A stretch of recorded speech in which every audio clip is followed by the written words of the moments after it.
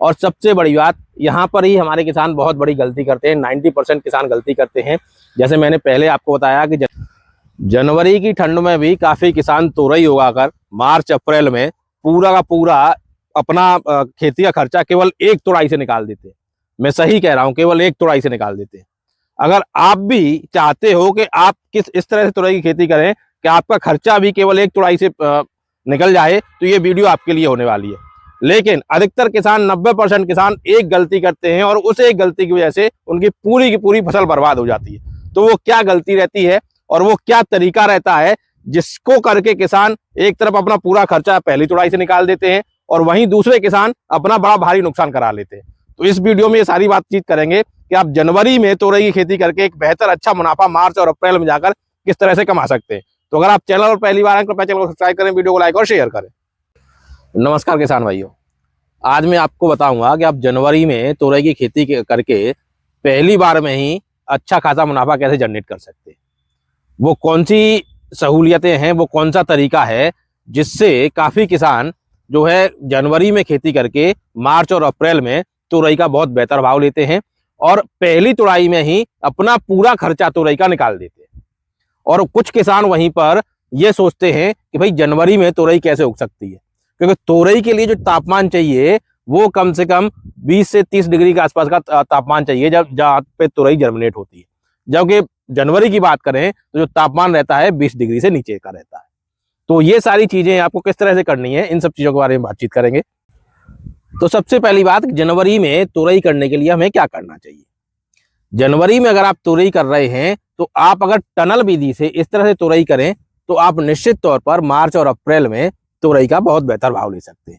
जैसे मैंने पहले ही आपको बताया कि भाई तोरई की फसल के लिए आपको तापमान ज्यादा चाहिए, जो जनवरी में आप सीधे खेत में अगर फसल करेंगे तो वहां पर आपको नहीं मिलने वाला। वहीं इस टनल विधि से करेंगे तो टनल के अंदर जो तापमान रहता है कम से कम बाहर की अपेक्षा 8 से 10 डिग्री सेंटीग्रेड का तापमान का अंतर रहता है। तो तोरई की जो फसल होती है वो अच्छे से जर्मिनेट होती है और अच्छी उसकी बढ़वार, अच्छी ग्रोथ मिलती है।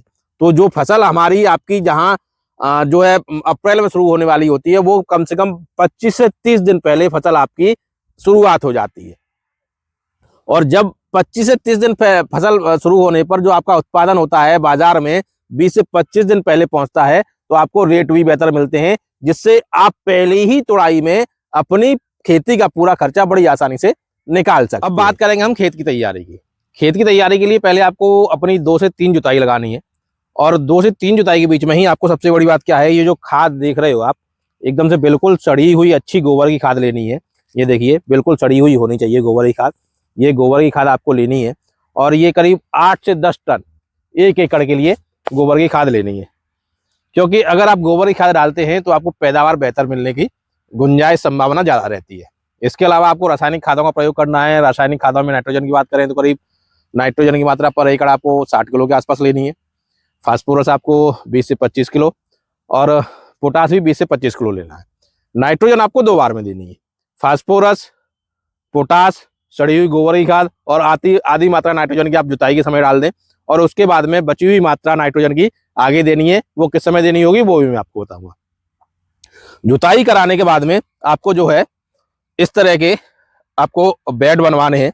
आप देख पाएंगे ये इस तरह से बेड बने हुए हैं, क्योंकि जब नालियों में हम तोरई की खेती करते हैं इस समय, तो नालियों में अगर हम इसको जो है पॉलीथीन से इसको एक तरह से टनल विधि से करेंगे तो यहाँ पर तापमान को मेंटेन करना हमारे लिए ज़्यादा आसान रहता है।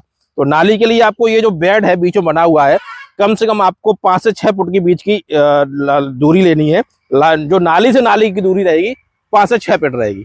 और जो हमें बुवाई करनी है वो इस तरह से साइड से करनी है। यहाँ इस साइड पर हमें बीजों की बुवाई करनी है और नीचे हमें जो है नाली में पानी देना है। तो बीज की बुवाई के लिए पहले हमें बीजों का चयन करना होगा। बीजों के चयन की बात करूं तो आपको उन्नतशील कुछ बीज रहेंगे, उनका चयन करना है। उन्नतशील बीजों में बात करूं तो आप यहाँ पर पूसा का आता है, पूसा चिकनी वो ले सकते हैं। इसके अलावा महको का MRG3 आता है वो ले सकते हैं। एक दिव्य काशी आता है उसको ले सकते हैं। और सबसे प्रचलित वैरायटी है BNR की आलोक। BNR की आलोक आप ले सकते हैं। इन सभी बीजों की अपनी अपनी विशेषताएं। BNR आलोक की बात करूं मैं तो बीएनआर आलोक जो है गहरे रंग का अच्छा आपको तुरई मिलती है। और साथ ही साथ इस तुरई की विशेषता ये है कि आप लंबी दूरी की मंडी करना चाहते हैं तो लंबी दूरी की मंडी बड़ी आसानी इस तुरई के साथ में की जा सकती है।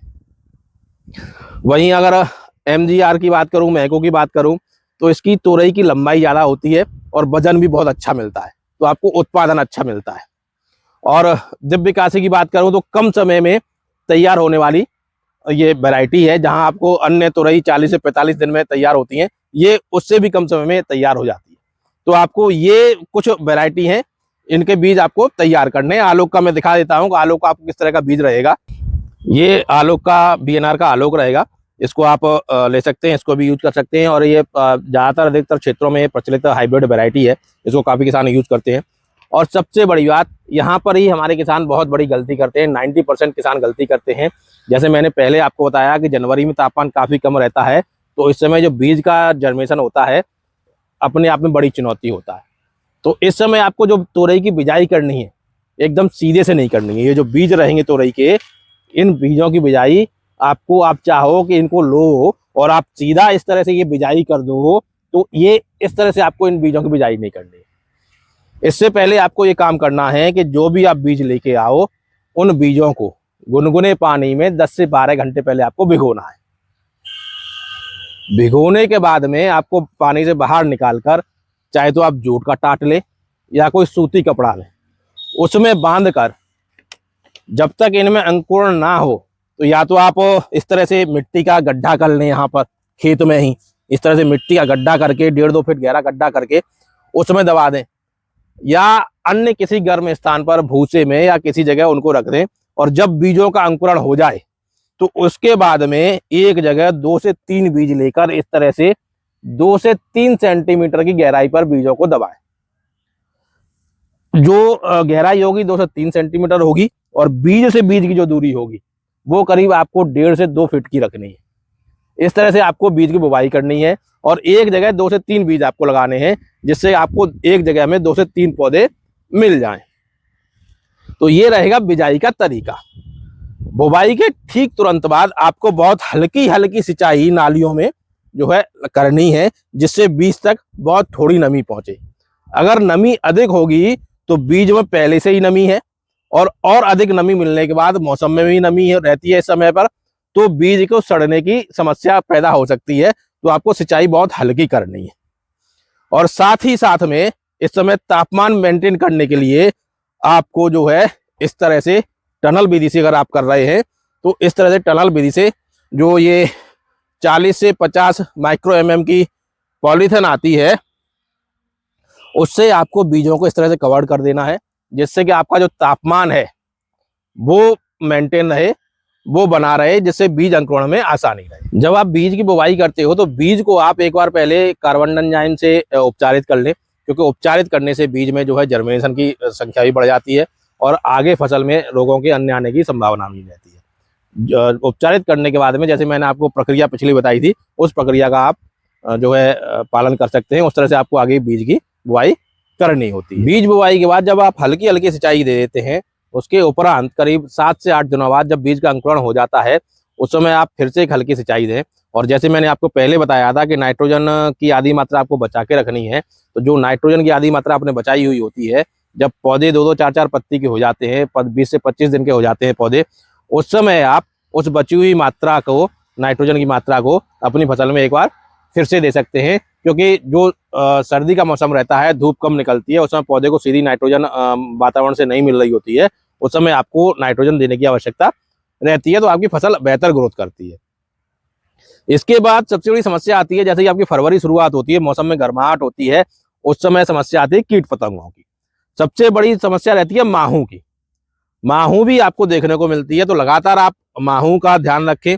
और दूसरी बात, एक और बात रहती है कि आपने ये जो पॉलीथीन्स लगाई हुई है, इसका भी आपको ध्यान रखना है कि आपको जनवरी में ये पॉलीथीन नहीं हटानी है, क्योंकि जनवरी के मौसम में जो है पाला पड़ने की संभावनाएं लगातार बनी रहती हैं।